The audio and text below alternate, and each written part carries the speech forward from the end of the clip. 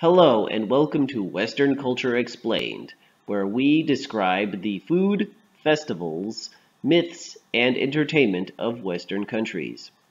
Today's episode is about the most noble of all food, the haggis. Haggis consists of a sheep's organs, heart, lungs, and liver, cooked with minced onion, oatmeal, salt, and fat, all inside the sheep's own stomach. It's a lot like a large sausage, and I promise that it's tastier than it sounds. It is traditionally served with neeps and tatties, turnips and potatoes, and a wee dram of whiskey. Haggis has been eaten in Scotland since ancient times. It is such an iconic food that it has been declared the national dish of Scotland.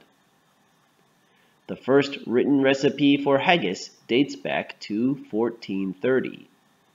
It was a common food in Scotland as it was a convenient way to use and preserve as much of a slaughtered sheep as possible.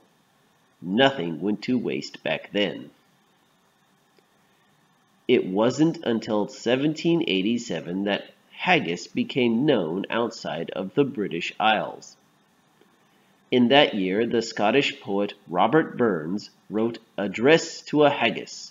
In honor of this great poet and his love of haggis, a special Burns supper is held every year on his birthday, January 25th. The first supper was held in 1801 by Burns's friends as a memorial after his death. It has been a regular occurrence ever since and is held all over the world by Burns's fans. A Burns supper can be formal or informal, but both follow a standard order. First, guests are welcomed and greeted by traditional Scottish music, typically a bagpipe. Second, the host gives a short speech to welcome the guests, and then they all sit down at the table to say the Selkirk Grace, a traditional prayer that is recited in Scots dialect.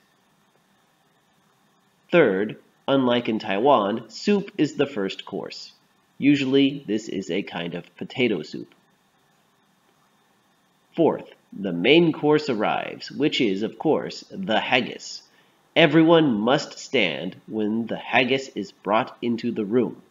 It is escorted by a bagpiper as it is placed on the host's table. Fifth, the host or special guest recites Address to a Haggis. Sixth, everyone eats and drinks.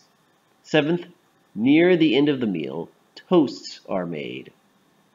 Eighth, a speech in honor of the immortal memory of Robert Burns is made. Ninth, at the end of the evening, all guests join hands and sing Auld Lang Syne, a song written by Robert Burns.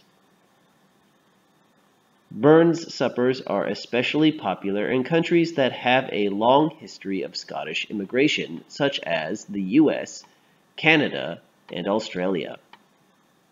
Of course, you don't have to be Scottish to enjoy haggis. Anyone who is not afraid of a few organs boiled inside a sheep's stomach can appreciate this unique dish. To haggis, the great chieftain o' the puddin' race.